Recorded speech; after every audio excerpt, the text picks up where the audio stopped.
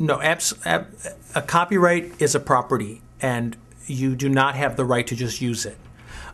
You might end up using it for free if you ask and they say you can have it for free, but you absolutely do not have the right to use. I always say, pretend it's your vacuum cleaner.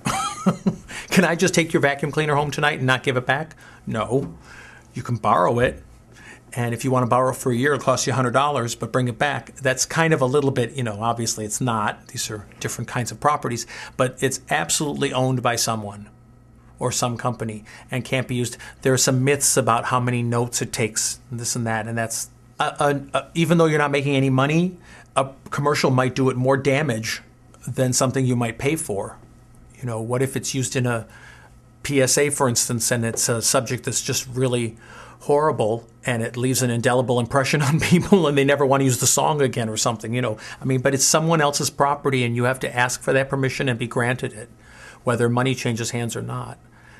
And but here we come to a place like APM where music is much more affordable in that field. In fact, I have a friend who just set up his own website and he found a piece of music here that he just fell in love with, and we have a whole rating system on, and it was a personal website to show off his writing and this and that, and it was a very reasonable rate, and he's all set.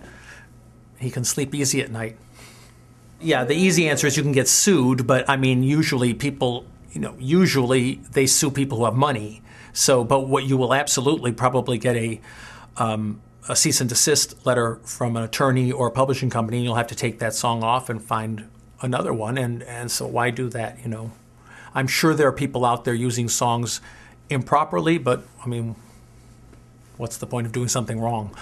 Again, film festivals are getting very savvy. I'm sure in the paperwork that you fill out to submit your film for consideration, you have to warrant that you have the rights to those songs, even if it's just for the film festival. And many publishers and record companies are really terrific. They understand that young filmmakers are out there, and this is something that maybe your students will find useful, is that you might get started with a very small budget project or a project that's really sort of left of center, and your only real hope is to get it into a festival and get it recognized, and you just don't have the money, but you want all these great songs.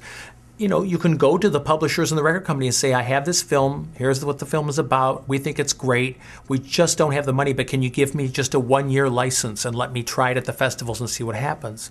And if it gets picked up from a festival run, then we'll negotiate the rights on a broader level for those songs.